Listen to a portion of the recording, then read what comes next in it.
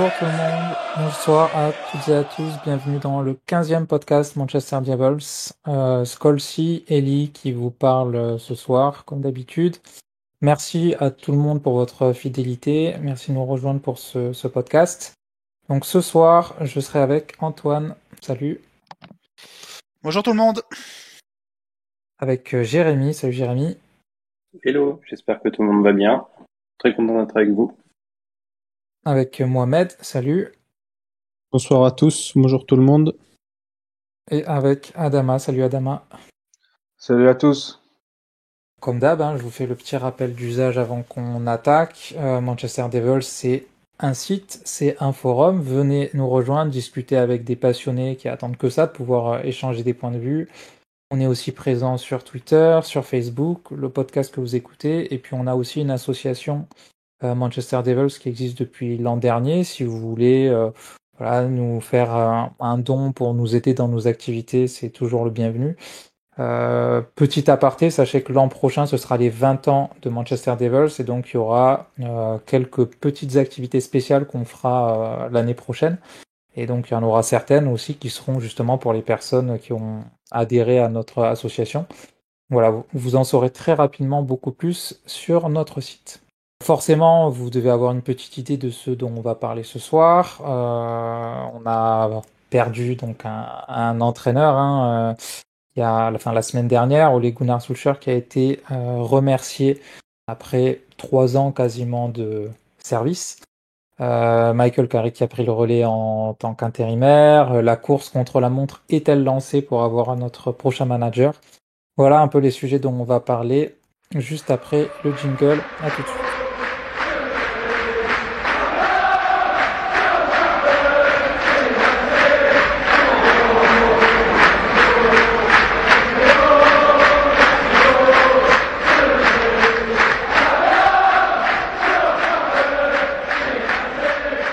Alors, comme je disais en introduction, donc Ole Gunnar Solskjaer, vous n'avez pas pu rater cette info, donc a été remercié. Il n'est plus l'entraîneur de Manchester United.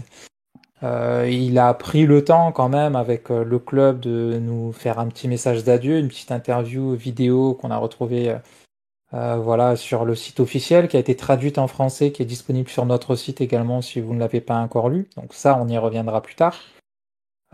La question que j'ai pour vous, les gars, ce soir, c'est vous, si vous aviez en 2 minutes un message d'adieu pour notre ex-entraîneur, quel serait-il? Moi, je vais commencer. J'ai souvent été le plus critique envers Solskjaer, donc je vais commencer. Ce que je lui dirais, c'est Olé, désolé, tu n'avais rien à faire ici. Malheureusement, tu peux pas passer de Molde à Manchester United, c'est tout simplement impensable. Désolé aussi que tu aies pas eu le cadre autour de toi pour t'apprendre à bien t'entourer. Désolé aussi que tu aies servi de paratonnerre pour les Glazers et Ed Woodward. Tu as été un instrument pour calmer les fans après l'ouragan Mourinho. Tu auras tout donné pour le club, mais tu n'as juste pas le niveau. Et malheureusement, ce n'est pas de ta faute. Comme j'ai dit, ton background ne te permet pas de pouvoir avoir ce genre de poste. Donc, retourne, retourne travailler avec ton petit chèque. Tu as de quoi voir venir. Retourne travailler, puis peut-être qu'on se verra dans le futur. Moi, je vais pas être aussi dur parce que quand même, je trouve qu'il est assez dur. Moi, je commencerai par dire merci.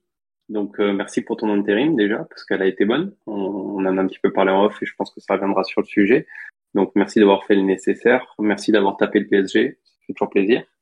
Et après, effectivement, là où je lui dirais, je lui serrais la main en lui tapant sur l'épaule en lui disant c'était bien, mais il fallait s'arrêter. C'est que déjà, il fallait pas prolonger, clairement, après la défaite. Et surtout, en fait, j'aurais aimé que plutôt lui dire que, après, en fait, son intérim, j'aurais aimé qu'il intègre le staff, mais non pas en tant que le premier entraîneur, mais pourquoi pas dans le staff, justement, du futur entraîneur, qui lui aurait peut-être un peu mieux appris le métier. Et pourquoi pas plus tard, aurait eu une porte ouverte pour revenir dans de meilleures conditions. Moi, je lui dirais merci aussi. Merci pour son dévouement sa loyauté. Que ça, s'il y a bien un reproche qu'on peut pas lui faire, c'est qu'il a fait passer le club avant sa propre personne. Je lui dirais aussi que c'est dommage de pas réussir à cette remis en question. Que malheureusement, les défauts qu'on a eu à la fin de son mandat, bah, c'était déjà les défauts qu'on avait au début. Donc merci et surtout bah, bonne route et à bientôt peut-être à Old Trafford, mais pas sous les huées cette fois, mais sous les applaudissements parce que ça reste quand même une légende de notre club en tant que joueur. Mais en tant qu'entraîneur, on retiendra pas forcément que du positif, voire pas très peu de positif quand même. Pareil pour moi. Donc, moi aussi, je voudrais lui dire merci. Dire merci pour ce bel intérim, d'avoir sorti le PSG. Bon, je pense qu'il peut remercier Kimpembe. Sinon, sans lui, je pense que il n'aurait pas eu de contrat. Mais sinon, blague à part, dans la reconstruction de l'après Mourinho, je pense que ça a été plutôt correct. Mais maintenant, c'était seulement entre guillemets un bâtisseur et pas forcément quelqu'un sur qui on peut s'appuyer pour gagner des titres. Donc c'est vrai que je suis aussi désolé comme Antoine. C'est il occupe la plus belle fonction au monde, d'entraîner le plus grand club au monde. Et malheureusement, il s'est pas remis en question. Euh, il essaie pas de gagner des titres. Il sait que tactiquement, il n'est pas très fort, mais soit ils s'entourent mal, et lui-même aussi, il n'est pas véhiculé ses principes de jeu, et je trouve ça vraiment dommage. Donc, malgré tout, merci pour tout. Ça reste quand même une légende du club. Ouais, je vais y aller de mon petit mot aussi parce que Olé c'est quand même un de mes joueurs préférés.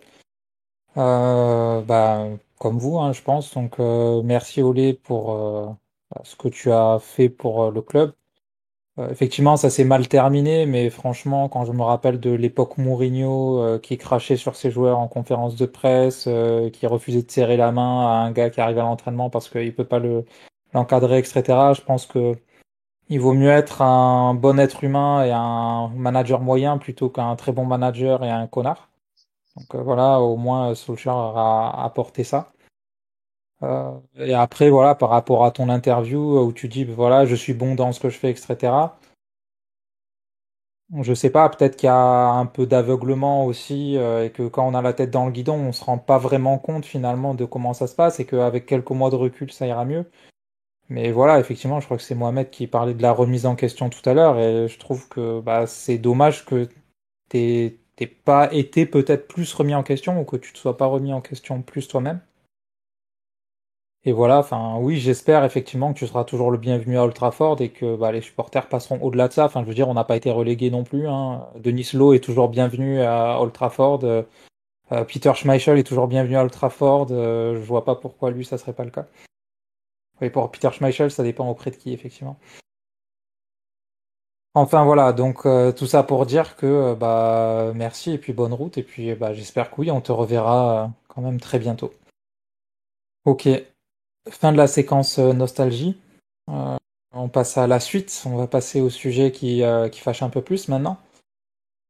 On peut parler un petit peu des conditions de son départ. On se rappelle qu'on a vécu un mois de novembre qui était quand même pas évident. On a pris deux très grosses tolls, enfin pas deux très grosses tolls. Enfin, on a pris une très grosse toll contre Liverpool, contre Manchester City au tableau d'affichage. C'était pas une très grosse toll sur papier, mais dans les faits, enfin, on s'est quand même fait tourner comme très très rarement. Si on peut dire qu'on a pris une autre très grosse tôle contre Watford quand même, qui était quand même censé être le match un peu plus facile au milieu de toutes les rencontres qu'on a eues en octobre et novembre. Donc Solskjaer il se fait virer après Watford. Euh, Enfin voilà, il part, il y a une communication qui est faite un peu larmoyante autour de son départ avec l'interview qui est faite, enfin voilà, qui a plu à certains, qui a peut-être un peu moins plu à d'autres. Le fait que le reste du staff soit toujours là, les Carrick, les McKenna notamment, les Phelan, etc., soient toujours là. comment vous voyez ça finalement? Est-ce que vous attendiez à quelque chose peut-être à un autre moment? Est-ce que vous attendiez à quelque chose de fait un peu différemment? Comment vous seriez attendu à ce qu'un board compétent, en tout cas, gère cette situation?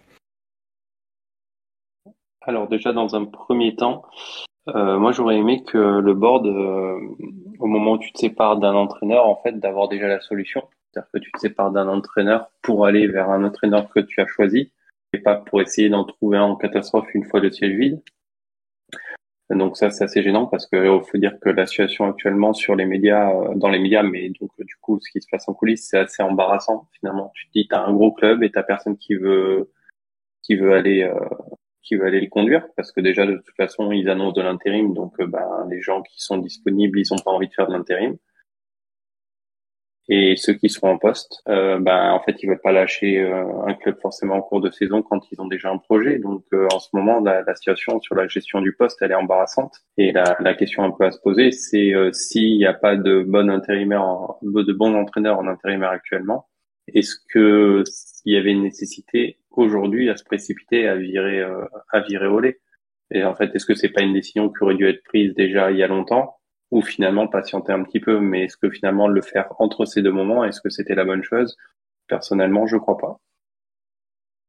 Comme souvent avec Woodward et toute la clique de clowns qui sont sous ses ordres, c'est jamais le bon moment, c'est jamais le timing est jamais bien. On a déjà raté Klopp pour une histoire de timing. Je vous rappelle que Louis van Gaal, au moment peut-être le pire limogeage qu'on ait jamais vu, alors qu'on lui avait promis de pas le limoger. David Moyes aussi, je crois qu'il lui reste David 4-5 Moyes, matchs. Alors, il l'a pris dans la presse, je crois, de mémoire. ouais, et puis David Moyes, je crois qu'il restait 4 matchs. C'était fini de toute façon. Pourquoi tu finis pas la saison? Bref, comme souvent sous cette direction-là et depuis le départ là c'est pas de Sir Alex Ferguson, mais c'est surtout David Gill aussi qui gérait ça avant. Moi, avant on n'avait pas géré les problèmes de manager. Mais c'est pas le bon moment et en fait c'est pas le bon moment pour le virer parce que pour moi on devait de un pas le garder après l'intérim. Mais je comprends que c'est difficile.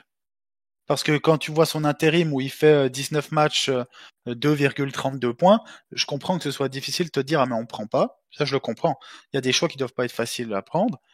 Rien ne les empêchait aussi d'attendre la fin de saison, parce que la fin de saison a été très mauvaise.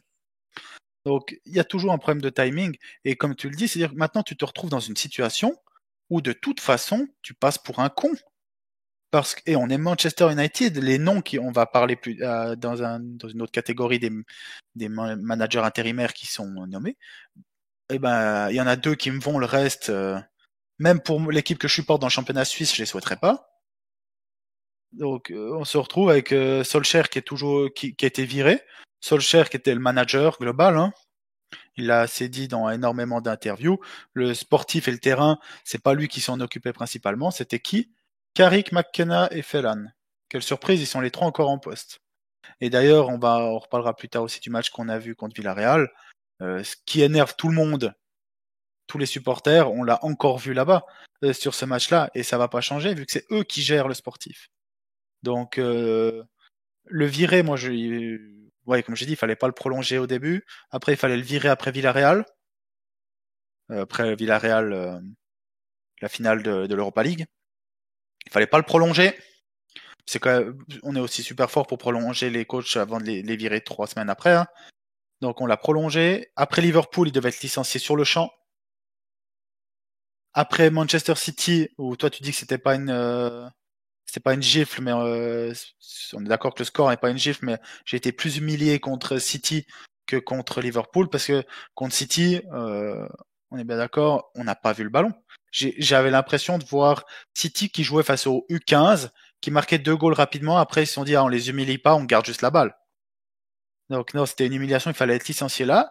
T'as 15 jours, non, je crois que c'était 12 jours entre les deux matchs, entre Watford et Manchester City. Tu prends la décision de le garder. Et juste la défaite contre Watford te fait changer d'avis et tu te retrouves maintenant où on est dans une situation où tous nos cibles sont sous contrat et les intérims, on parlera après, mais des Rangnick ou des Favre, même s'ils ont un pédigré moins même pas convaincus, que par exemple un Pochettino qui est en place, eux, tu leur dis, hey, tu veux venir 6 mois pour après dégager, bah, ça les intéresse pas. Donc, timing moisi, gestion du cas moisi. Moi, je suis contre la communication qu'il y a eu autour. J'ai l'impression que malheureusement, on a appris que Ole Gunnar Solskjaer avait une grave maladie. Parce que j'ai vu des adieux comme si c'était un retraité, comme si c'était Ferguson, qui était parti de lui-même, qui avait pris sa retraite. Désolé, on a dû te licencier parce que t'étais pas bon. Ça remet en rien. Peut-être qu'ils ont fait ça pour essayer de calmer certains fans, mais les vrais fans, ça ne remet pas en cause ce qu'il a fait en tant que manager, ne remet pas en cause sa légende chez nous. Donc non, toute la gestion de Solskjaer, mais du board autour de Solskjaer sur les 3 ans, tout ce qui entoure Solskjaer, j'ai fait, si vous pouvez aller voir sur le forum, la liste des membres du staff plus ou moins élargi autour de Solskjaer, qui étaient autour de Solskjaer, qui sont tous encore là. Je vous promets que vous pouvez postuler si vous avez un minimum étudié, parce qu'ils ont tous pas le niveau. Donc, on a juste coupé la tête, mais c'est pas lui qui s'occupait du sportif. Donc, un peu comme avec ce club depuis le départ de Ferguson, désabusé, quoi. Après, l'interview de Solskjaer, si on se fie aux infos, c'est lui qui la demande. C'est lui qui Oui. demande à justement un dernier message aux fans et le club accepte, mais c'était apparemment pas prévu par le club. Donc c'est là où tu vois que quand même il reste attaché, enfin ça on n'en doutait pas, mais il reste attaché, il voulait nous dire quand même un dernier mot. Et puis je trouve que justement, enfin après Manchester, la plupart des fans, on est quand même des sentimentaux. Et ça a permis, comme tu as dit, de calmer certains et de justement, bah, maintenant qu'il est parti, on va se remettre entre guillemets à l'apprécier. Mais pour ce que tu as dit, je suis entièrement d'accord. Le timing, il est vraiment pas bon. Déjà, moi, je pense, bon, au-delà du fait il aurait dû ne pas être prolongé, voire même à ce moment-là partir après la finale d'Europa League contre Villarreal perdu. Il y a le match aussi à Leicester où on se prend un joli 4-2 alors que Leicester fait un début de saison chaotique. Et ensuite, en fait, on a fait que, depuis ce match-là, je trouve, on a fait que repousser l'échéance. Et là aussi, enfin, en repoussant l'échéance à chaque fois, nous, on pensait que le board repoussait l'échéance. Mais en fait, on s'est rendu compte qu'ils avaient pas du tout prévu de le virer, en fait, peu importe les résultats. C'est juste que, 3 ans, au bout d'un moment, 3 ans, ça fait quand même beaucoup pour une carrière de manager. C'est une moyenne haute pour un manager dans un club.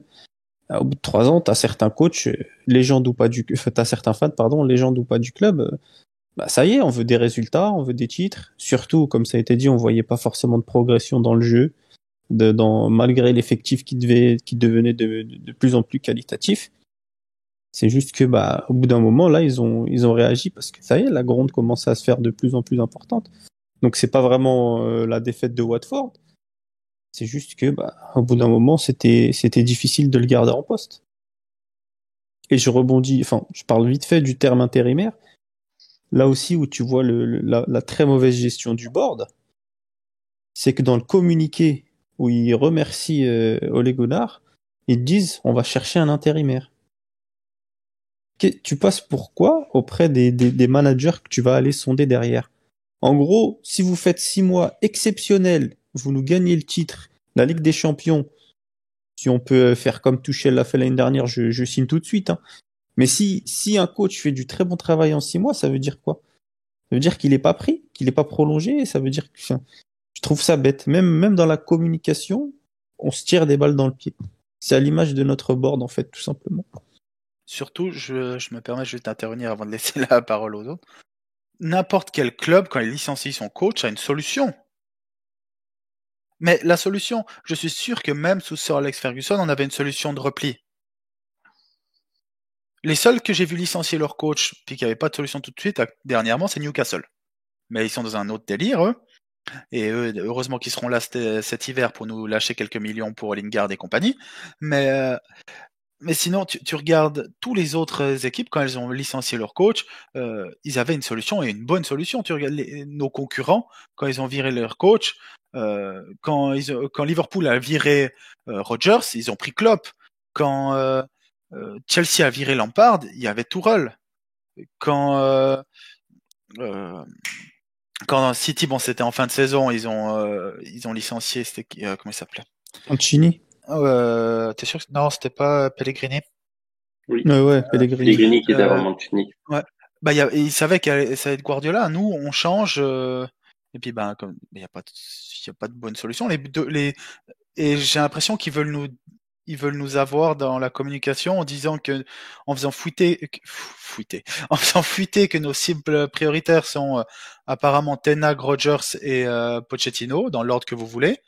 Et les trois sont sous contrat encore l'année prochaine. Donc, comme tu dis, t'expliques quoi aujourd'hui, tu vas voir Rangnick. Ça a l'air d'être notre cible numéro un en tant qu'intérim. Mais Rangnick, dans le monde du foot, c'est quelqu'un qui est extrêmement respecté. C'est lui le projet Red Bull, c'est lui, c'est le disciple. Pardon, c'est lui qui a plus ou moins formaté la génération Tourelle, Nagelsmann et tout ça. Vous pensez vraiment qu'on va aller vers lui et lui dire, écoute mon gars, t'es sûrement bien plus compétent que tout notre board et tous les membres de notre board, que ce soit sportif, tout le board sportif en fait, que ce soit du coach jusqu'au directeur sportif, mais on te prend que pour 6 mois mon gars. Tu passes pour quoi? C'est comme ça qu'on va se retrouver avec un nom que je dirai après en pleurant et qu'on va parler hébreu. Mais après, enfin, si pour te répondre rapidement, ils ont pas de solution, enfin, ils ont pas de solution de repli, ils ont pas de remplaçant parce que comme je t'ai dit, ils comptaient absolument pas le virer tout de suite. Tu sais, s'ils l'ont Il prolongé comptait, après Villarreal, il comptait. ouais, bah même là, même là, je voulais en parler, mais t'avais Conte qui était dispo. Ils sont devant nous maintenant. Bon, il y a eu qu'un match, mais ils sont. Mais on sait très bien aussi pourquoi on n'a pas pris Conte. Bah oui, bon, j'en voulais pas non plus, hein, mais Bah, surtout le board, qu'on en veuille ou pas nous, entre guillemets, ça pose pas ouais, forcément souci. Mais le gars, tu sais que c'est un mec qui va gagner. Le problème, c'est ouais. ils avaient peur du Mourinho bis ou du Van Gaal bis, qui critique ouvertement, bah, son board, ses dirigeants, et eux, ils veulent pas ça. Déjà qu'ils ont une image dégueulasse auprès des fans, ils voulaient pas en rajouter. Ben, je vous rejoins pour les conditions de son départ. Moi, mea culpa, je pensais, j'avais fait un petit pronostic quand on avait pronostiqué les 10 matchs, la série de 10 matchs qui allait suivre. Je me disais qu'il allait pouvoir gérer. Et effectivement, ben, il a pas géré du tout. Moi, j'étais pas pour le virer après Villarreal 1, donc après la finale d'Europa League. Je me disais, on va quand même lui laisser sa troisième année avec un effectif entre guillemets de meilleure qualité. Moi, j'étais vraiment prêt à lui laisser cette saison-là. Mais là où j'ai basculé, c'est après le match contre Villarreal justement. C'était une victoire pourtant, mais j'ai quand même basculé à ce moment-là parce que je me suis dit, mais c'est pas possible, on peut pas continuer comme ça. Et pour moi, c'était à ce moment-là qu'il fallait le virer. On pouvait pas le virer après une victoire, mais moi, à partir de ce moment-là, c'est là où j'ai basculé. J'étais vraiment un all out parce que je me disais que c'était pas possible avec un tel effectif de proposer, de voir ce qu'on propose, de se faire tourner par Villarreal, même si on gagne, mais de se faire tourner par Villarreal. Et là, pour son départ, le timing est hyper mauvais, mais c'est catastrophique. Non seulement on le vire après la trêve internationale, donc on pouvait au moins le faire après City, à la limite après Liverpool, mais là on le fait après Watford parce que sûrement ils se sont dit, oh c'est que Watford, il va pas perdre ce match-là. Et là en plus il prend une valise. Donc là non, le timing est hyper mauvais et la communication autour de son départ, moi elle me dérange pas plus que ça. Qu'il fasse un dernier message d'adieu pour les fans, ça me dérange pas plus que ça. Mais la communication autour de l'arrivée du prochain manager, de l'intérim. Mais on est le seul club au monde à proposer de l'intérim. Et surtout, comme l'a dit Antoine, on va proposer de l'intérim à des entre guillemets à des pointures, des personnes respectées dans le monde du football, et on va leur proposer de l'intérim. Mais c'est incroyable. Quelqu'un comme Rangnick, que je connaissais pas particulièrement, je me suis un peu renseigné sur lui. C'est vraiment un profil qui est plutôt plaisant. Mais si on lui propose de l'intérim, euh, il va nous rire au nez. Donc, catastrophique tout ça. Après, il y a un paramètre qu'on n'a pas abordé. C'est le fait que là, on part du principe qu'en fait, on peut proposer à qui on veut et qu'on aura à peu près qui on veut en entraîneur. Mais demain, tu es un entraîneur solide et sérieux. Est-ce que tu as envie de venir entraîner Manchester United dans les conditions actuelles? Oui. Moi, je suis... Bien sûr que oui. On reste L'effectif, bon. avec l'effectif en place, Non, mais les gars, attendez, vous voyez ça d'un point de vue effectif, mais quand tu arrives entraîneur, t'es pas... Là, tu te mets... là, personnellement, vous réfléchissez à l'envers. Vous arrivez en vous voyant les boss, mais non, tu arrives en tant que salarié et au-dessus de toi, tu as tout le board de Manchester United. Est-ce que tu as envie de venir travailler pour ces mecs-là? On parle bien d'un salarié. C'est-à-dire que là, nous, on voit ça d'un point de vue supporter. Bah, nous, on adore ce club, on mange pour ce club, c'est pas le problème. Mais si tu es salarié et que t'as pas d'affect pour le club, est-ce que tu as envie de travailler pour Manchester United hormis la paye? Qu'est-ce qui te fait venir hormis la paye actuellement? Mais Ouais, sauf que ça, tu le sais pas que t'as Ouais, les tout le monde le dirigeants sait. que t'as les Maliens et tout. Bah, je vous prends un exemple tout bête, hein. Mais Pochettino, il est parti au PSG. Il s'est dit bon, il y a un effectif de super qualité. C'est un club dans lequel j'ai joué. On va pas, enfin, je suis pas les anciens coachs entre guillemets. Il y a un petit passif entre moi et eux. Je vais quand même avoir la possibilité de faire ce que je veux. Bon, on se rend Et compte non. que là, il fait pas ce qu'il veut, le pauvre. Moi, je suis Donc, pas d'accord. Si tu moi, fais je ça, pense que tu le sais pas forcément que t'as les mains liées dès le début, Jérémy. Je te je jure. suis pas d'accord. Alors, bon, Pochettino, je suis pas d'accord. Si tu fais ça, c'est que tu es très naïf. Ils ont viré Camboire quand il est en tête du championnat. Tu vas dans un club qui vire son entraîneur en tête de championnat et tu te dis, mais moi, ça va passer crème. Ouais, mais Jamais. avec tout le respect que j'ai pour Camboiré, c'était pas un grand Ouais, coach mondial. c'était pas lié aux sportifs qui l'ont Et viré. oui, et puis tu Oui. ramènes Ancelotti derrière. Après, c'est vrai qu'il gagne pas le titre. Mais bon, ça fait un Euh, peu comme Pochettino. Il vire Tuchel. Au final, Pochettino vient, ils perdent contre Lille. Non, mais enfin, les Pareil. gars, je suis désolé, là, vous avez le cœur qui parle et je comprends parce que normal, on est là, si on est là ce soir, c'est parce qu'on a le cœur qui parle. Mais quand tu regardes le passif d'entraîneur depuis Ferguson, quand tu vois la manière dont on a viré des mecs comme Van Gaal, comme Mourinho, Ah, comme ça Moyes, donne pas envie. Ah ouais, t'as raison, là. me dis pas qu'en salarié, t'as envie de venir. C'est pas vrai. Moi, actuellement, demain, je suis pas amoureux du club. Je vois comment est géré actuellement Manchester City, je vois comment est géré Manchester United. Ben, en fait, bah, tu dis Guardiola, il a fait le bon choix, en fait. D'un point Ah de oui. vue salarié-employeur, il a fait le bon choix 2 fois, 3 fois, 1000 fois. Oui. Alors, Oui, Après, attends, tu sais très bien que des fois, c'est la fierté qui parle. Bon, bah, ils ont merdé. Bah, je vais y aller. Je vais essayer de faire mieux. Ou je suis même sûr que sans je vais ça, réussir. mais même sans ça, aujourd'hui, Pour Guardiola, son arrivée était préparée en amont, puisque ouais, 3 mois seulement, hein. Ça, moi je pense que, non, moi je pense que c'était bien plus en amont que ça, puisque leur directeur sportif, je sais plus, le je me nom basque, là. rappelle, Algéristan. Voilà, merci. Chiki, peut-être Chiki ou Begaristan, quelque chose comme ça. Tichy, ouais. Ben, c'est lui qui fait en sorte que Guardiola arrive. Et moi, pour moi, ça c'est quelque chose de travailler beaucoup en amont. Sauf que nous, on n'a pas de direction sportive. On a Ed Woodward, un financier, tout ce que vous voulez, marketing, tout ce que vous voulez, mais on n'a pas de direction sportive. Donc, je comprends la réflexion de Jérémy, de se dire si on n'a pas d'affect pour le club, si on vient travailler pour moi ça, mais de grands noms, je pense que les grands noms peuvent imposer entre guillemets leur manière de travailler. Puis il y en a que un, hein. Il y en a que un aujourd'hui sur le marché plus ou moins libre, c'est-à-dire qui pourrait dire non et qui a dit non. C'est C'est Zidane. Zidane. Oui, Et puis j'en voulais pas, tant mieux. Mais si moi tu j'en veux pas prends, non plus. mais si tu prends par exemple Liverpool, quand Klopp y signe, vous vous souvenez de l'état de Liverpool?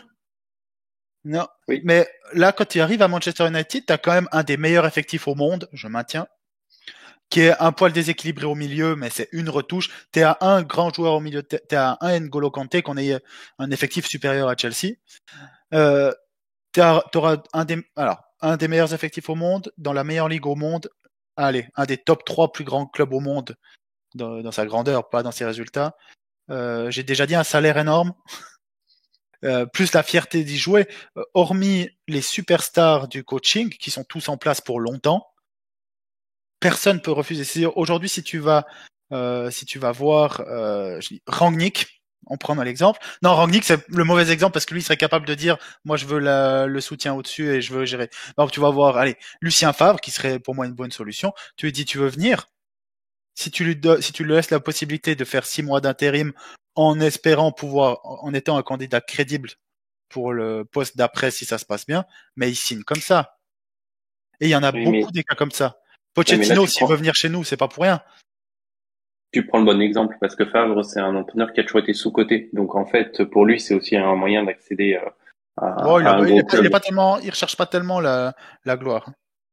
Il a quand même eu un peu de fame, on va dire, au niveau des médias Encore, avec Dortmund, hein. encore Même heureux, si ça reste en dessous, mais voilà. il a été élu 2 fois meilleur entraîneur du championnat allemand quand même. Mais ouais. Et vous respectez mon compatriote.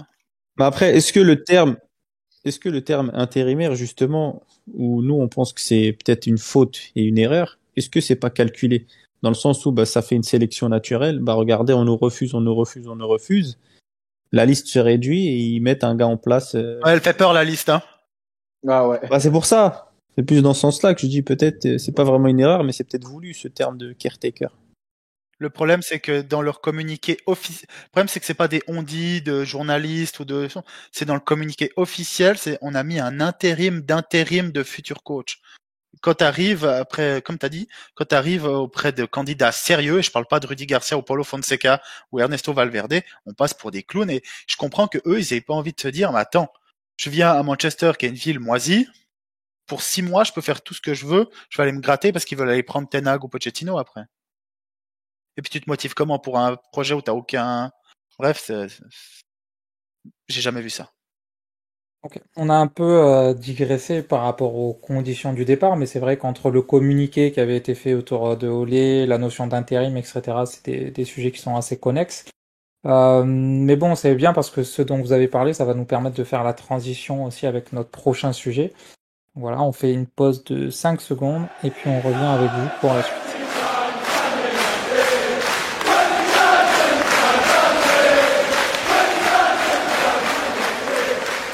On enchaîne avec la suite. Donc, on a parlé du passé, forcément. On a parlé de Ole Gunnar Solskjaer. On a parlé des conditions de son départ, comment ça s'est passé. Le message globalement qui est passé, c'est que, enfin, même si forcément il fallait que ça se fasse, la façon dont ça a été fait, bah, n'était pas franchement la meilleure, en tout cas pas celle qu'on aurait choisie.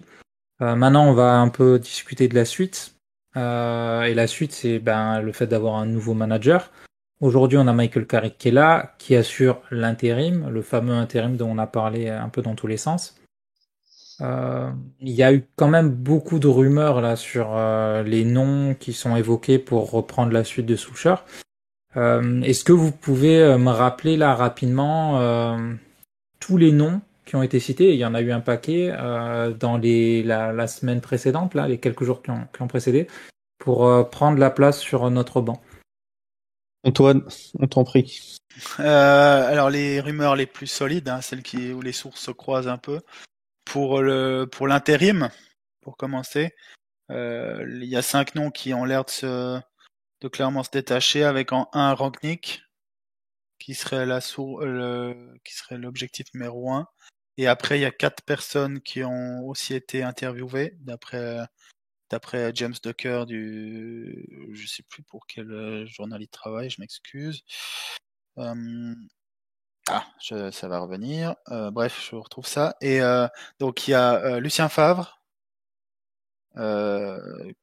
Ernesto Valverde, l'ancien du Barça, et 2 noms que j'ai pas forcément envie de prononcer.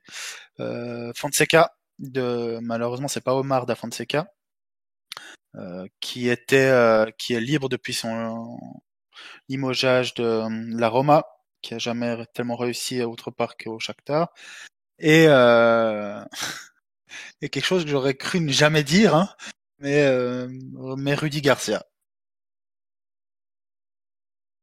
Ça, c'est les sources pour les 5 qui sont le plus pressentis comme étant intérimaires, en sachant que ça manque quand même un peu de respect à Rangnick et même quand même à Favre qui ont un beau palmarès, même Valverde même ça s'est mal passé au Barça.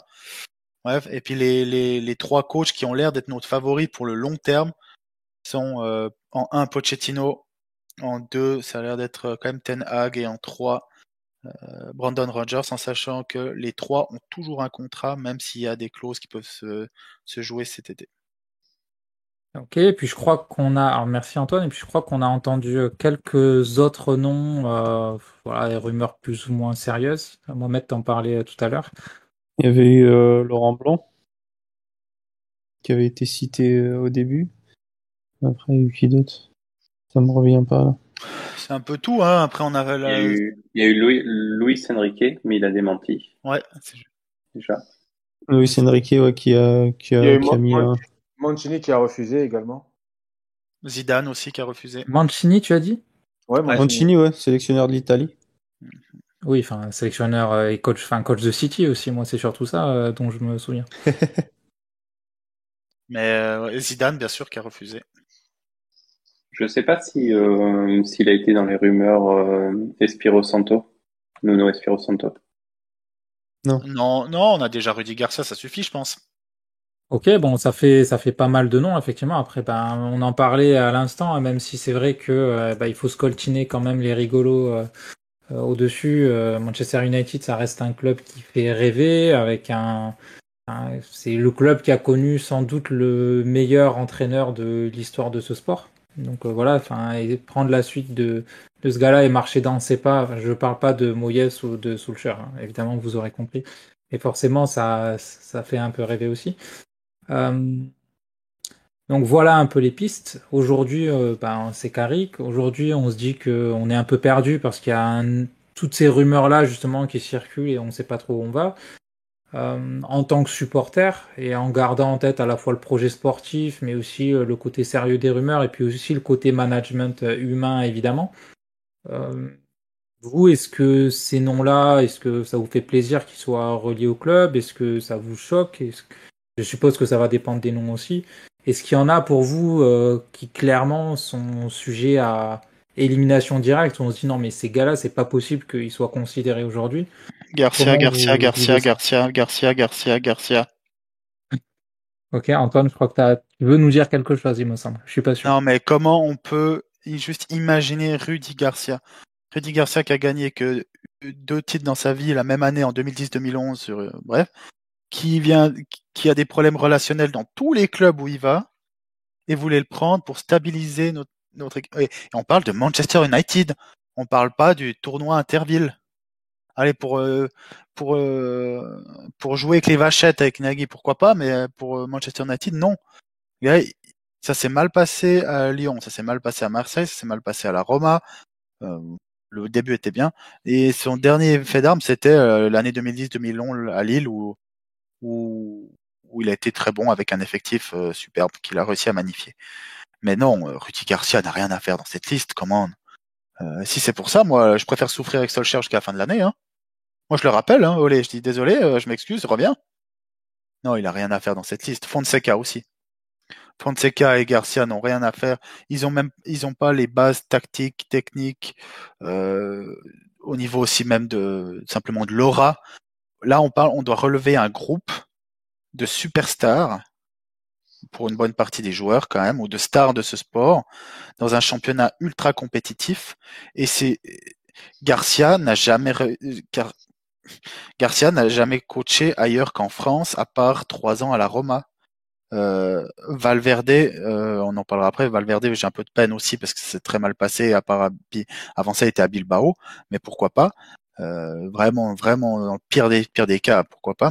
Et Fonseca, il a aussi un échec à la Roma. C'est bizarre, ils ont ça en commun avec Garcia. Et sinon, c'est le Shakhtar Donetsk où c'est très difficile de les juger. C'est un championnat qui est obscur et tout. Moi, je peux vous proposer des entraîneurs du championnat suisse si vous voulez. Hein. Il y en a de ceux qui défoncent tout le monde aussi. Donc, non, pour moi, sur la liste en tant qu'intérim, je parle bien, il y a que 2 noms qui me vont et qui m'iraient même en tant que long terme. C'est Favre et Rangnick parce que Favre a une culture foot et un jeu et c'est un manager qui est, je dis pas ça parce que c'est mon compatriote, mais qui est magnifique. Dans toutes les équipes où il a été, ça jouait au niveau tactique, c'était du très haut niveau. On peut encore les demander, bien sûr, aux fans de Dortmund, même si ça s'est mal terminé. En même temps, Dortmund, mais à Nice, ils le considèrent encore comme c'est sûrement le meilleur entraîneur qu'ils ont eu. Et t'écoutes aussi les fans de Nice encore, ils en parlent encore maintenant. Tu parles Gladbach. Si Gladbach, ils en sont là maintenant, c'est parce que lui, il les a sauvés il y a des années aussi. Donc non, Favre, il a tout pour être un excellent coach chez nous. Il manque peut-être juste l'aura. Tu peux demander à Sancho aussi. Hein. Ouais, Sancho, non, ça s'est pas si bien passé à la fin. Ah ouais? Ouais, parce que Sancho, c'est mon joueur préféré. Donc, c'est un peu une diva quand même. Et Favre, il est très dur. Hein. Pogba, ça va pas bien se passer. Par exemple, ça je vous dis déjà, si c'est Favre, Pogba, ça va pas bien se passer. C'est pas Mais grave. voilà, il sera parti. Mais donc Favre, ça m'irait très bien. Et Rangnick, c'est moi, ce serait le rêve si on lui donne des vraies responsabilités parce que tant au niveau du coaching, je me dis sur la structure du club, il apporterait tellement. Aujourd'hui, aujourd'hui, on est en train de parler du prochain coach de Manchester United. Je peux déjà vous dire que c'est pas avec les noms qu'on a cités, seulement avec ces noms-là. Il y en a des très bons, hein, mais il y en a aucun qui sont au niveau de Klopp et Guardiola. Donc, il faut qu'on commence à assainir tout ce qu'il y a autour aussi du coach. Hein. Toute la structure autour, comme tout le staff qui est moisi, il faut qu'on le change. Et je pense que Rangnick est celui qui est le plus à même de nous apporter tant sportivement que d'assainir le club au niveau de la structure. Le problème qu'il y a, c'est est-ce qu'il a le profil à intégrer avec le board actuel. Donc après, il faut aussi être réaliste avec le board actuel. Alors que Favre, par exemple, moi, je militerai pour Favre parce que je le vois plus s'intégrer dans le board actuel. Favre, c'est aussi une sale gueule, hein. Moi, je le connais. Je le connais bien parce qu'en plus, il vient d'un village qui est à 50 km de chez moi. Donc, mais en Suisse, il est assez connu. C'est une sale gueule, hein. Donc, il va pas se laisser dicter. Mais là, tu as un autre problème que tu viens de soulever qui est complètement juste, c'est que Rangnick et Favre, qui sont pour moi les deux de très loin meilleures solutions pour le match contre Arsenal, parce qu'on a déjà oublié pour Chelsea. Ça va clasher avec le board, et le board, ils veulent Solskjaer, ils veulent Carrick, ils veulent des gars comme ça, qui vont les laisser faire ce qu'ils veulent, et puis c'est pour ça que j'ai très très peur que ce soit Valverde, Fonseca ou Garcia. Valverde, je suis un poil moins médisant que Fonseca et Garcia parce qu'il a quand même entraîné le Barça, mais moi j'ai énormément de fans malheureusement qui sont fans du Barça, et je crois qu'ils préféraient encore Ronald Koeman que Valverde. Le jeu était stéréotypé, était mauvais, tout se passait mal, Messi ça se passait mal, donc et puis moi ce qui me fait peur c'est les arguments que j'entends dans la presse. Il faut bien filtrer tout ce qui est dit, hein. Mais quand tu vois que Garcia il a été interviewé en partie parce que monsieur a la chance de parler très bien anglais, bravo. Donc prenez Steve Bruce, hein, comme ça on se suicide tous.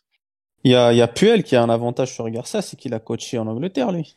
Ouais, il y a Sam Allardyce qui a un avantage sur tout le monde, c'est qu'il est anglais alors. Il y a Steve Bruce qui a joué chez nous. Voilà. Sinon, j'ai mal à mon Manchester quand j'entends ces noms. Sinon, il y a Ouais, Ole Gunnar Solskjaer, il a coaché à Molde. Il parle anglais, je crois. Il a joué chez nous, on peut le reprendre. Hein. Solskjaer en intérim, c'est du bon, hein, donc pourquoi pas. Un meilleur intérim de l'histoire. Hein. Après on rigole, mais est-ce que ça vaudrait pas le coup de garder Carrick en intérim? Enfin, selon qui tu fais venir finalement. Non. Est-ce que tu gardes pas Carrick en intérim? Carrick, comme ça a été dit par Antoine, je crois, c'est la continuité d'Olé. En fait, c'est Olé qui est là, mais sans être là. C'est le même staff. T'as rien changé. Et c'est ça. Et puis, faut peut-être voir sur les matchs suivants, parce que peut-être là, c'était encore un peu trop frais. Mais franchement, hein, je pense pas. Je me disais que bon, peut-être que maintenant que Olé n'est plus là, c'est lui qui avait le droit de veto et tout. Peut-être qu'on va voir certaines choses qu'on voyait pas, ou franchement, on n'a pas vu. Enfin, pour l'instant, après, ça fait qu'un match, on peut pas juger, mais voilà, quoi. Comme il l'a dit Antoine, c'est eux qui faisaient les séances. Si Carrick avait pas été le coach, un des trois responsables du sportif, j'aurais dit allez. Et puis si on était au mois de février, là on est au mois de novembre, ça va être long. Et non, il peut. C'est Scholes qui a dit ça et je trouve qu'il a complètement raison. Bon, déjà, il a dit qu'ils devraient tous avoir honte d'être encore en place. C'est du Scholes dans le texte, hein, mais parce que c'est eux qui sont les responsables du sportif. Mais il y a un point qu'il a raison, c'est que Manchester United, s'ils veulent redevenir un top club, doit être coaché par des top coachs, pas par des expériences. Pas par des expériences. Et Carrick, aujourd'hui, il a fait un seul match dans toute sa carrière en tant que coach. Un seul. Et c'était contre Villarreal, même pas les juniors, rien du tout, il a aucune expérience. Et en plus, comme tu as dit, même au-delà de l'expérience, Carrick, il est arrivé comme assistant de Mourinho, échec. Après, c'était l'assistant de Solskjaer, échec. Et à chaque fois, il a eu une part prépondérante. Donc, pourquoi en fait, à part le numéro 16 qui portait sur le terrain, il n'a rien à faire en tant que coach. Et il faut que ce soit un intérim jusqu'à Chelsea. Ça s'arrête là. Non, faut arrêter les conneries, là. Sinon, on appelle Rooney à ce rythme, qui est dernier avec Derby County Championship, quoi. Moi, j'ai vraiment mal. Ça me fait vraiment mal de voir tous ces noms. Donc, Garcia, j'ai pas envie d'en parler parce que c'est marrant de le dire, mais on parle de Garcia. Euh, Moi, tous je les trouve pas que c'est marrant, je trouve que c'est honteux. Si je peux te couper 2 secondes. Oui, marrant, honteux, mais c'est pas possible. Sauf que c'est des choses que l'on voit maintenant. Donc, moi, ça peut, j'en peux plus. Et ouais, donc moi, je veux pas de Garcia, je veux pas de Fonseca, je veux pas de Valverde. Favre, sur le côté tactique, je suis d'accord. Après, je me dis juste la partie parce que Manchester, c'est quand même aussi du management au-delà de l'aspect tactique où là je vous rejoins. Sur la partie management dans un très grand club, c'est juste là le petit point de doute. Mais sinon, ça reste un très bon nom. Rangnick, c'est vraiment la personne idoine, mais malheureusement avec le board que l'on a, ils veulent un toutou, donc ça va pas forcément fonctionner.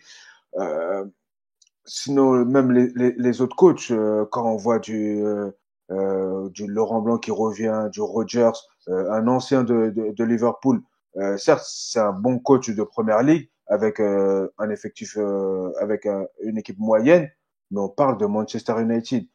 On peut pas, comme Scholes l'a dit, on peut pas se contenter de noms moyens. Là, il nous faut le haut du panier. Là, on doit aller chercher la Ligue des Champions, on doit aller chercher le titre.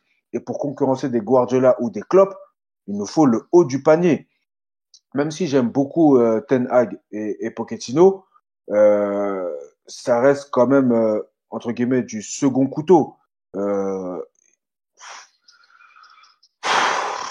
J'en ai marre. Honnêtement, je suis dépité. Je vous assure, je suis dépité. Les noms que je vois, Après, Je suis pas affolant. forcément d'accord avec toi sur Ten Hag. et Ten Hag, Pochettino même. C'est peut-être aujourd'hui les deux qui se rapprochent le plus derrière.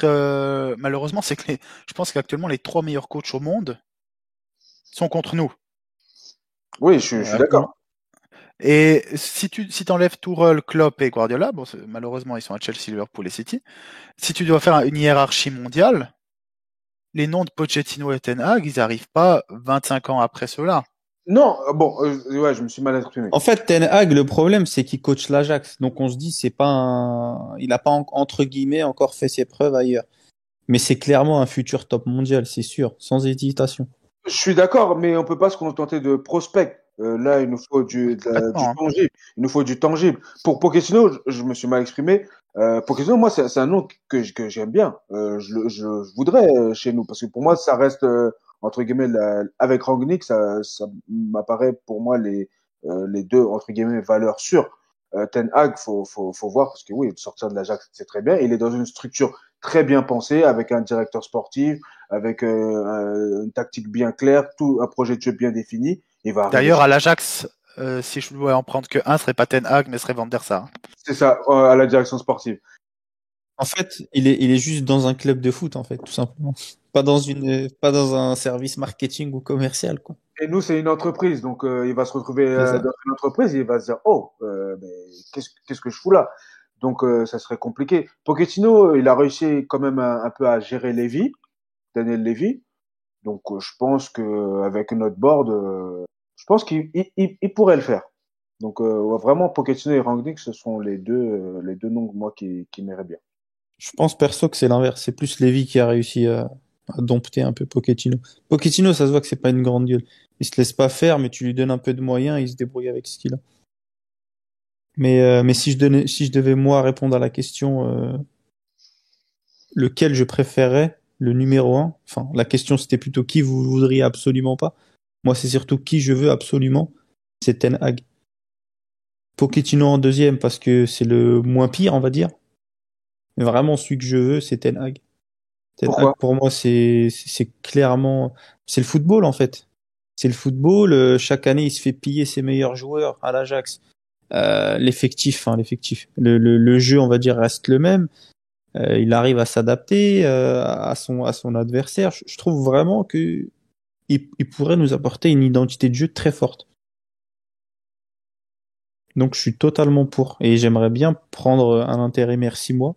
Je vais pas dire peu importe lequel, mais vraiment Ten Hag avant Pochettino pour moi. Clairement.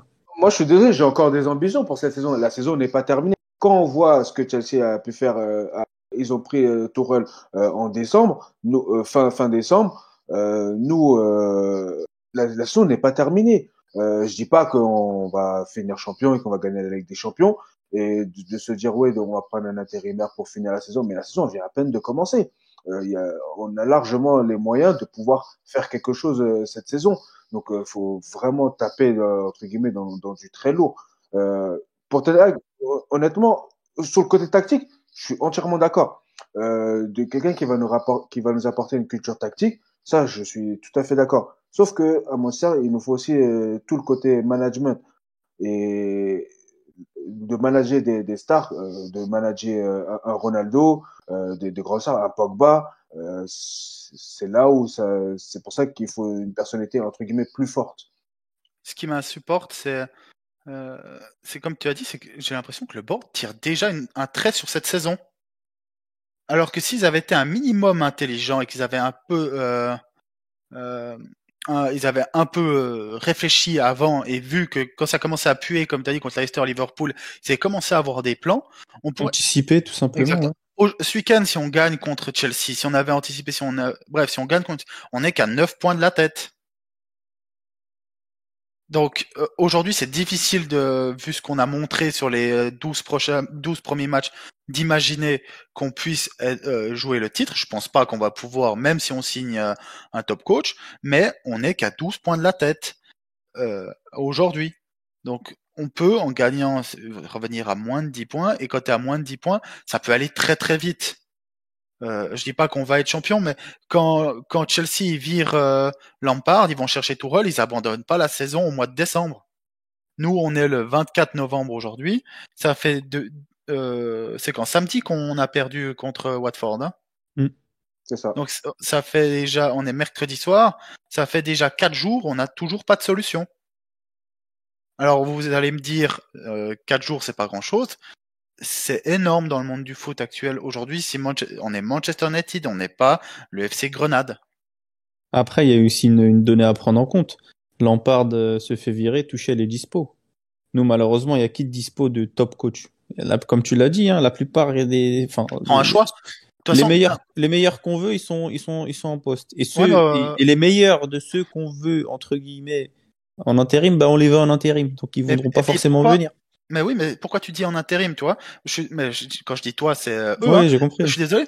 Chaque entraîneur, c'est un risque. Aujourd'hui, on peut aller chercher qui c'est le meilleur entraîneur qui est pas dans les. Allez, Ten Hag, ça peut foirer. Pochettino, ça peut foirer. Tu sais quoi? Tu peux même aller rechercher Sir Alex Ferguson, ça peut foirer. Tu peux même dire à Guardiola de venir chez nous, ça peut foirer. N'importe quel coach peut rater. Ancelotti s'est fait virer. Guardiola, c'était Klopp a été viré. Tourelle a été viré, tout le monde a été viré, donc tout le monde peut rater. Pourquoi tu dis pas, bah écoute, on a Rangnick, Favre, toute cette liste qui est là, bah aujourd'hui je donne ma chance à lui, à Rangnick, et j'y crois depuis le début. Et tu sais quoi, si dans une année il faut le virer, bah on le virera, parce que ça aura pas marché. Faut arrêter de croire, faut que le board arrête de croire qu'on va signer un coach pour 28 ans. Bah c'est ça, mais le problème c'est le spectre Ferguson qui rôde encore dans nos têtes. Mais le problème, c'est que c'est, comme j'ai dit tout à l'heure, 3 ans, c'est une moyenne haute maintenant dans le monde du foot. C'est fini les coachs qui restent longtemps. On n'a plus de bâtisseurs regardez Conte qui est un bâtisseur. Il vient en 2-3 ans, il gagne, il se casse. Mourinho, on pensait bien faire avec lui, mais c'était ça sa réputation aussi. On n'a plus de coach qui reste longtemps. Après, tu viens de le dire, on vit aussi un peu trop dans le passé. C'est peut-être un des plus gros défauts de notre club. C'est-à-dire que déjà, on le vit au niveau du staff, parce que on le dit, hein, avec les anciens joueurs qu'on fait revenir, Giggs, Carrick, Fletcher, Olé, enfin, on a mis toute la clique. Et ça a même été dit, c'est marrant que tu dis ça, parce que ça a été dit par Zlatan, il a fait une interview il y a pas longtemps. Il parlait du club et il disait justement que on était un club qui vivions dans le passé. C'est-à-dire que même quand dans ton joueur t'intègre le club, en gros, alors c'est normal, on a une histoire, mais bon, parfois je pense qu'elle doit peser un peu trop lourd dans le quotidien, parce qu'en fait, en gros, on voudrait vivre sur notre passé au lieu d'avancer dans le futur. Et pour revenir en arrière et te répondre, Mohamed, sur un truc que tu as dit, tout à l'heure, tu as dit oui, ils virent Lampard, et du coup, ils ont Tuchel parce qu'il est dispo, Tourelle. En fait, non. La vraie question, c'est est-ce qu'ils ont pas viré Lampard parce que Tourelle est dispo? La vraie question, c'est est-ce qu'ils auraient viré Lampard si Tourelle n'était pas dispo? C'est la question qu'on a ouvert le podcast sur cette question, c'est-à-dire est-ce que c'était il y a un moment pour virer ton coach? Et si actuellement nos cibles elles sont pas dispo, est-ce qu'il fallait vraiment virer notre coach actuellement? Il y a aussi, Aujourd'hui. il y a aussi un autre truc, c'est que quand il décide de prendre Tourelle, c'est pas la réputation de Tourelle aujourd'hui, hein. C'est toute la Ouais. France qui se moque de lui parce que soi-disant ça va pas au PSG, c'est une catastrophe. Il sait pas gérer un groupe, c'est un copain, c'est le copain des joueurs, il a pas d'autorité, il a pas d'idée tactique depuis 2-3 ans. Voilà. Chaque Klopp quand il se fait, c'est un bon coup pour Liverpool, mais quand il se fait prendre, il vient de sortir une saison dégueulasse avec aussi des problèmes de gestion de groupe et tout. Guardiola quand il signe à City, comme j'ai dit avant, il faut prendre un risque au bout d'un moment. Et tu as très bien fait de ressortir cette interview de Zlatan qui a dit mot pour mot, à Manchester, ils m'ont parlé que du passé alors que moi je voulais parler du présent. Et c'est exactement ça. On croit encore, notre board croit encore, parce que bien sûr, tu as la paix, qu'on va avoir un nouveau Ferguson. C'est mort. Déjà, des Ferguson, dans la longévité, dans les top clubs, il y en a eu que 2. C'est tout. Tu regardes Guardiola, dans 2 ans, il est plus à City. C'est déjà annoncé. Il aura fait quoi, 5 ans, 6 ans peut-être, et ça aura été ça aurait été un exploit pour lui. Et aujourd'hui, les coachs qui font 10 ans, c'est foutu. Donc autant prendre un risque. Il y a pas des top coachs du niveau. On ne sait pas s'il y a des top coachs ou pas de Klopp quand il signe à Liverpool. On sait tous que c'est un bon coach. On ne pense pas qu'il va faire une machine de guerre comme ça. Tuchel, pareil. Tourelle, jamais j'aurais cru qu'une année après, il marcherait sur tout le monde en étant le collectif le plus sérieux au monde et la meilleure défense au monde. Alors qu'ils avaient Christensen, Thiago Silva qui ne savait pas marcher. Et pourtant, Thiago Silva, il était chez lui. Donc, au bout d'un moment, il faut arrêter de vivre dans le passé. Il faut prendre un choix. Moi, attendre Pochettino, Ten Hag ou Rodgers, même si pour moi, Ten Hag, je préfère Ten Hag à beaucoup de noms qu'on a cités. Normalement, c'est-à-dire que tu vas quand même devoir payer pour ces coachs-là, et il n'y a aucune garantie qu'ils fonctionnent mieux que les autres. Et surtout, comme vous l'avez dit, ça veut dire qu'en attendant l'été pour les prendre vu qu'ils sont sous contrat, tu mets une croix sur cette saison qui est loin d'être terminée. Non, moi, Et, j'attends pas, moi. et dernier point, l'été prochain, la saison commence beaucoup plus vite parce qu'il y a cette putain de Coupe du Monde au Qatar en hiver. Donc, en sachant que les joueurs, il y a beaucoup de joueurs de notre effectif qui ont vraiment besoin de souffler, parce qu'ils vont encore faire une grosse saison, c'est-à-dire que tu auras 3 semaines de préparation pour le nouveau championnat. Donc si tu commences fin de saison, c'est déjà trop tard. Ou non, c'est pas déjà trop tard, mais tu tires déjà une balle, t'as déjà la main sur le pistolet pour te tirer dans le pied. Merci pour toutes ces discussions très intéressantes. On va clore là le sujet donc du prochain entraîneur. Puis on se retrouve pour conclure le podcast dans quelques secondes. À tout de suite.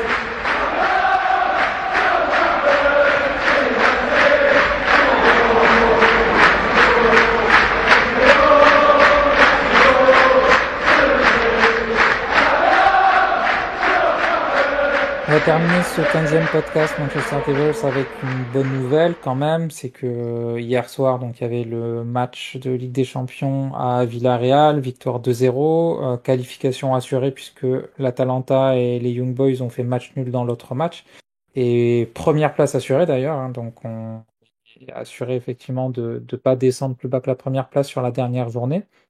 Un petit mot sur le match pour ceux qui l'ont vu. Moi, je l'ai vu. Il n'y a pas grand-chose à dire là-dessus. J'ai trouvé la première mi-temps absolument... on était totalement amorphe. Comme j'ai dit sur le forum, c'était le spectre encore d'Olé qui était encore dans le cerveau et dans les jambes des joueurs. J'ai vraiment pas vu de différence avec les matchs d'auparavant, quoi. En tout cas, la première mi-temps. Villarreal nous faisait tourner comme ils nous ont fait tourner à Old Trafford chez nous. Donc première mi-temps, rien de bien, rien de positif à en tirer. Deuxième mi-temps, par contre, je trouve que ça a mis du temps.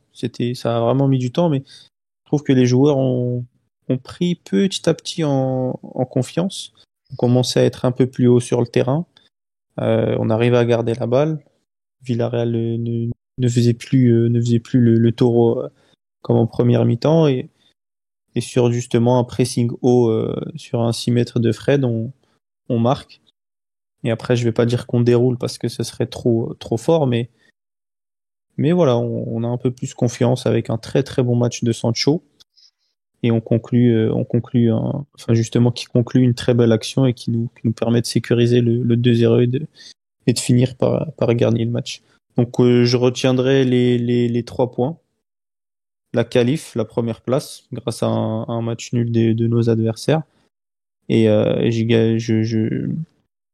me remémorerai aussi de la montée en puissance de Sancho. Donc voilà, on espère quand même un bon résultat contre Chelsea, même si ça reste difficile. Mais juste pour parler de ça rapidement, Carrick, je pense pas que ce serait vite fait une petite transition sur ce qu'on a dit avant. Carrick, je pense pas que ce sera un bon intérimaire, parce que vraiment, on sent quand même que ça fait partie du staff d'Olé. Hier, il nous sort quand même un McFred. La compo est la même. Les changements sont les mêmes. Les changements très tardifs sont les mêmes, avec Mata qui rentre pour 20 secondes. 20, t'es Donc, gentil. mais voilà, si je pouvais juste rajouter ça, ouais, Carrick, je pense pas que ce soit un coach d'un potentiel pour le poste d'intérimaire. Le match en lui-même, j'ai vu certains dire qu'on s'en sortait bien, je suis quand même pas d'accord. Parce que Villarreal a rien montré non plus. Mais même si on était à l'extérieur, purée, on est Manchester United. Avant le goal, on avait eu que 4 tirs au total. Je parle pas de tirs cadrés, je parle de tirs en total.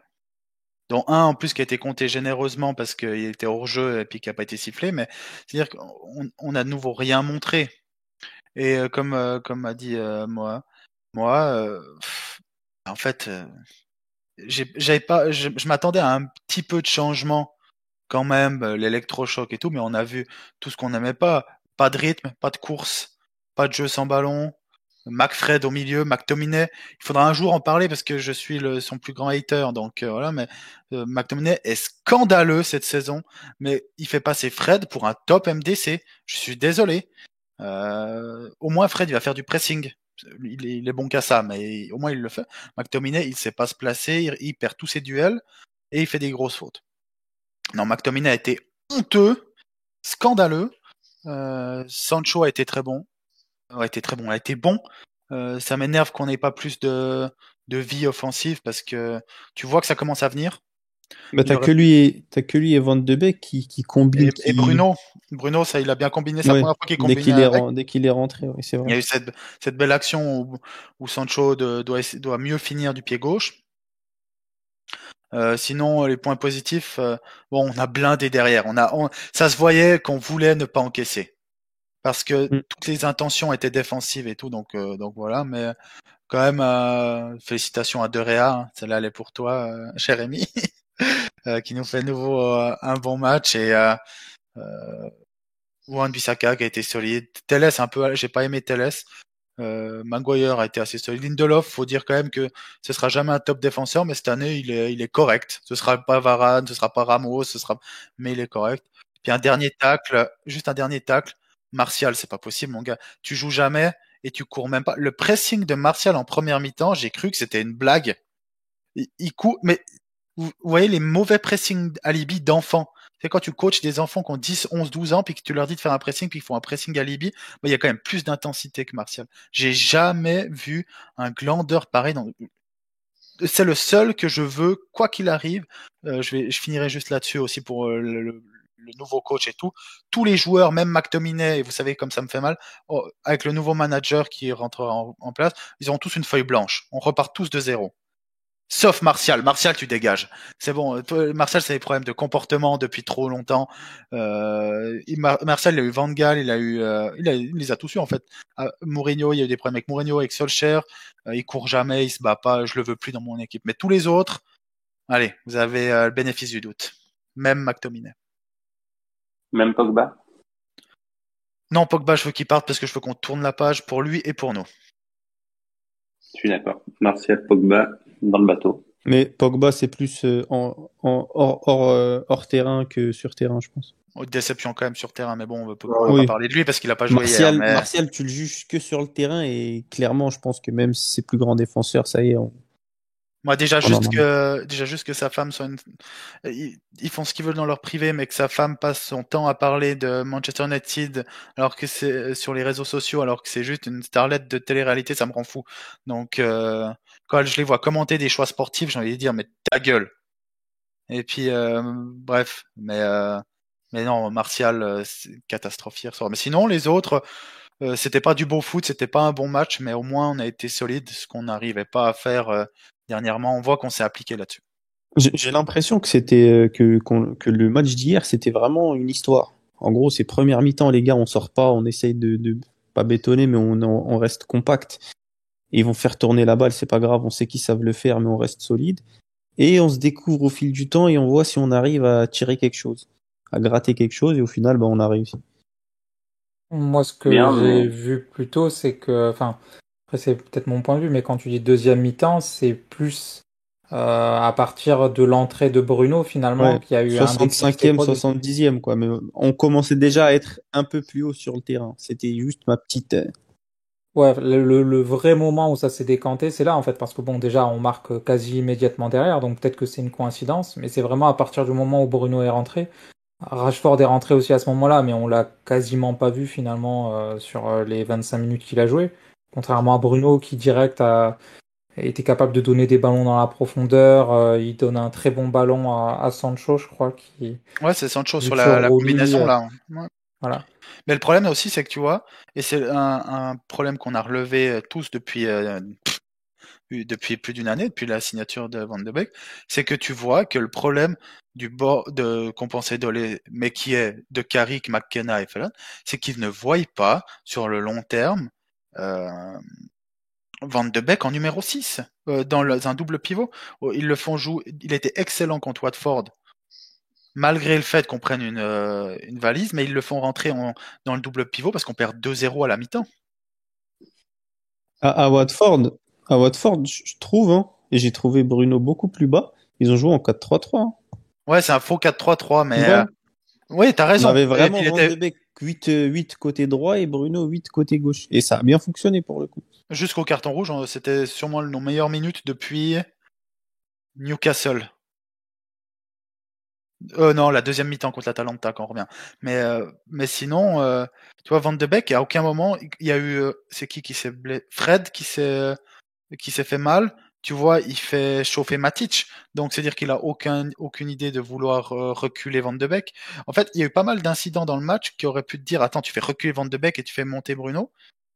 Et non, Bah après, c'était quand même un risque parce que ça reste plus offensif, alors que la t'avais qualif aucun était, risque. bah T'avais la aucun qualif était risque. de perdre. Oui, mais pour être éliminé, il fallait qu'on perde. Et puis même avec ça, on serait quand même qualifié. Mais qu'on perde, et ils pouvaient pas le savoir parce que le match était à 21h. Et puis après qu'on reperde contre Young Boys. Au bout Ouais, mais d'un moment, il y avait quand même un petit doute. ouais. Est-ce Il que y avait, Est-ce que Guardiola et Klopp ils feraient ça? À non, mais aucun moment. dans une équipe qui a la patte cassée, c'est quand même Ah, on n'a plus pas que la patte difficile. là. Ouais, bah, On a toute la traction arrière qui est blessée là. Ils ont des vrais 6, Guardiola et Klopp aussi. Quoi? McTominay n'est pas un vrai 6? Et pourtant, Carrick s'occupe de son développement depuis des mois. Je comprends pas? apparemment, il progresse à vitesse grand V, Ouais, mais comme quoi, ça marche de mettre Van de Beek titulaire et de faire rentrer Bruno, ça peut avoir un impact. Mais bon, malheureusement, la personne qui s'occupait de ça est partie. j'ai juste une petite info qui vient de tomber du Times. Ed Woodward est un grand admirateur de Ralph Rangnick qui pourrait avoir assez facilement. Il a une clause, il pourrait se départir de son contrat au Locomotive assez facilement. Il serait d'accord de venir en tant que coach intérim, mais seulement s'il a un rôle significatif à United beyond this season. Ça, c'était sûr. C'est ce que j'avais oublié de dire tout à l'heure. Je pense que c'est la meilleure option, c'est qu'ils viennent pour 6 mois. C'est le seul, je pense, qui a accepté de venir coacher 6 mois à une condition, c'est d'avoir un rôle derrière. Et puis, après, moi, je comprends on a déjà parlé de ça, mais c'est l'anti-Woodward, mais c'est le gars qui pourrait masquer tellement de nos défauts dans l'organigramme, juste par ses compétences. Alors, c'est trop fin, mais là, il a repris le Locomotive depuis 6 mois. Ils sont premiers de leur groupe d'Europa League devant Naples et compagnie. Donc, ce qu'il a fait à Salzbourg, dans le groupe Red Bull, c'est magnifique. Donc, non, on va prier. Prier très fort. Si Rudy Garcia est coach intérim, je ne regarderai plus un match de cette équipe. Même quand on sera en finale Ligue des Champions, parce que ce sera le nouveau Guardiola. Mais je préférerais même Pep Genesio.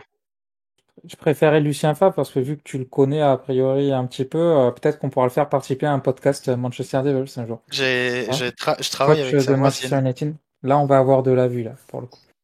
Il a le bras long, Antoine. Je sais où il habite exactement, donc j'irai camper avec un Ça, c'est une info qui pèse lourd ça.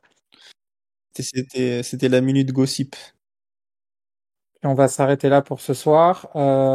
Merci à tout le monde de nous avoir écoutés jusqu'au bout. J'espère que vous avez passé un bon moment en nous écoutant. Toujours pareil, si vous avez envie de participer, de discuter avec nous, voilà, de venir pour enregistrer un podcast, enfin, c'est avec grand plaisir, donc signalez-vous. Merci tout le monde. Merci Antoine, Jérémy, Mohamed, Adama pour votre participation ce soir. Merci à toi, Eli. Merci à tous. Et puis, on croise les doigts pour dimanche, évidemment. Et on se retrouve très bientôt pour un prochain podcast. Salut tout le monde.